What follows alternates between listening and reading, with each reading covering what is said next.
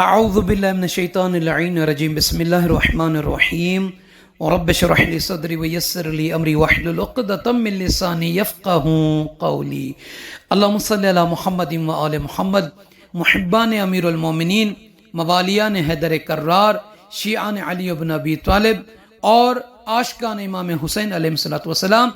آپ سب کی خدمت مبارک میں ایک بہترین وظیفہ، ایک ایسا وظیفہ کہ جو مجرب ہے، مؤثر ہے حاجات کی قبولیت کے لیے۔ آپ کی وہ حاجت چاہے چھوٹی ہے یا بڑی ہے، دینی حوالے سے ہے یا دنیاوی حوالے سے، کوئی بھی حاجت ہے، شادی کے حوالے سے ہو، رزق کے حوالے سے ہو، گھر کے حوالے سے ہو، کاروبار کے حوالے سے ہو، سفر کے حوالے سے ہو، زیارات کے حوالے سے، اولاد کے حوالے سے ہو، یا کوئی بھی آپ سمجھتے ہیں کہ کوئی ایسی آپ حاجت رکھتے ہیں کہ وہ پوری نہیں ہو رہی اور وہ پوری ہو جائے، تو اس حاجت کے پورا ہونے کے لیے اس عمل کو آپ کر سکتے ہیں۔ یہ عمل کس نے بیان فرمایا؟ ایک عظیم ترین جلیل القدر ہستی، عالم بعمل، وہ ہستی کہ جو تقوی کے اس منزلت پر پہنچے ہوئے ہیں اور اس رتبے پر ہیں کہ جنہیں مرنے کے بعد امیر المومنین علی بن ابی طالب علیہ السلام کے جوار مبارک میں، قرب مبارک میں، صحن مبارک میں پہلو سمجھے امیر المومنین علیہ السلام میں اس کو دفن کیا گیا۔ کون؟ علامہ مقدس اردبیلی رحمت اللہ علیہ۔ ہمارا میں سے کافی سارے زائرین سننے والے مومنین میں سے ایسے ہوں گے کہ جنہوں نے ان کی زیارت کی ہوگی۔ جب آپ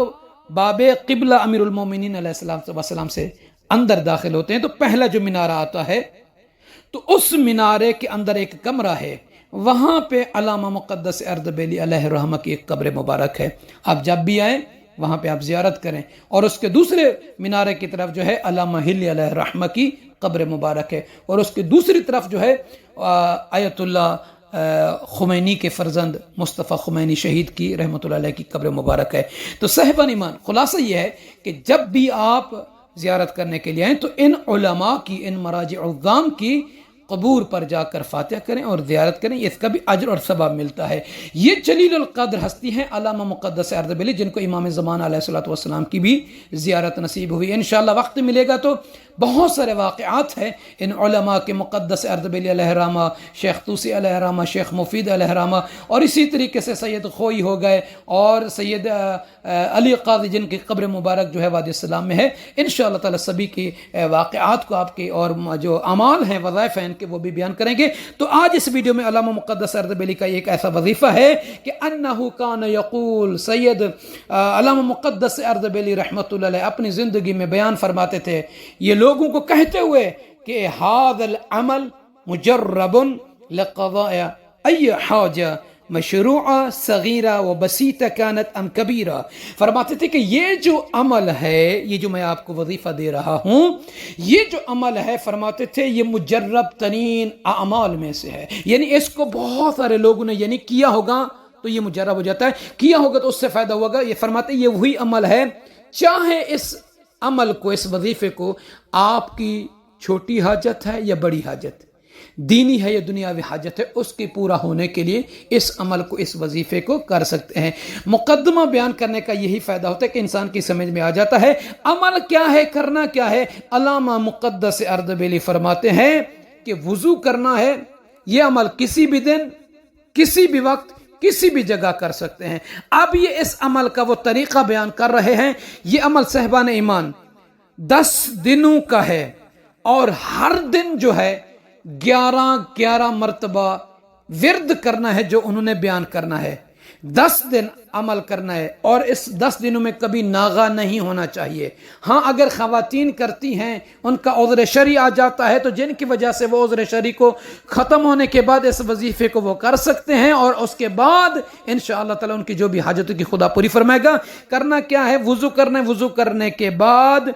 سورہ الحمد کو ہر دن فرماتے ہیں 11 مرتبہ پڑھنا ہے۔ فرماتے ہیں یہ جو 11 مرتبہ ہر دن پڑھیں گے 10 دن تک، یہ عدد بن جائے گا مولا علی علیہ السلام کے اسم، علی علیہ السلام کے حروف کی تعداد جو ہے وہ 10 کی بنتی ہے۔ مولا کے عدد، اسم کی عدد کی جو تعداد ہے 10، یعنی 110 مرتبہ سورہ الحمد پڑھیں گے، اور اس کے ساتھ یعنی جب الحمد کو 1 مرتبہ پڑھیں گے پھر اس کے ساتھ سورہ آل عمران کی آیت نمبر 154 اور سورہ الفتح کی آیت نمبر 29 کو پڑھنا ہے، یعنی 11 مرتبہ سورہ الحمد، 11 مرتبہ سورہ آل عمران کی آیت نمبر 154 اور سورہ الفتح کی آیت نمبر 29 کو بھی 11 مرتبہ پڑھنا ہے۔ اور اس عمل کو کرنے کے بعد آخر میں وہ فرماتے ہیں وَبَعْدَ ذَلِكَ يَقُولُ، وہ فرماتے ہیں اس کے بعد یہ وہ دعا پڑھتے تھے، یہ جو دعا ہے رَبِّ سَاهِلْ وَيَسِّرْ وَلَا تُعَسِّرْ عَلَيْنَا یا رب یا رب یا رب، فرماتے ہیں یہ عمل کرنا ہے۔ تو صاحبان ایمان، خلاصہ کلام یہ ہے، کوئی بھی حاجت ہے اس حاجت کی قبولیت کے لیے، چھوٹی ہے یا بڑی ہے، دینی ہے یا دنیاوی ہے، اس کے لیے آپ نے وضو کرنا ہے نیت کر کے، یعنی دل میں رکھ کر وضو قربت کی نیت سے کریں گے۔ پھر اس کے بعد سورہ الحمد کو 11 مرتبہ پڑھنا ہے، اور اس کے بعد سورہ آل عمران کو، سورہ آل عمران کی آیت نمبر 154 اور سورہ الفتح کی آیت نمبر جو ہے 29 کو بھی 11 مرتبہ پڑھ کر اس کے بعد اس مختصر سی دعا رب سہل ویسر ولا تعسر علینا یا رب یا رب یا رب کو پڑھنا ہے۔ فرماتے ہیں انشاءاللہ تعالی، اللہ تعالیٰ کے اذن سے، اللہ تعالیٰ کو حکم سے، یہ آپ کی حاجت جو ہے اس عمل کی برکت سے پوری ہوگی۔ آپ مومنین سے عرض ہے کہ جنہوں نے ابھی تک ہمارے چینل کو لائک شیئر سبسکرائب نہیں کیا، عرضاً آپ سے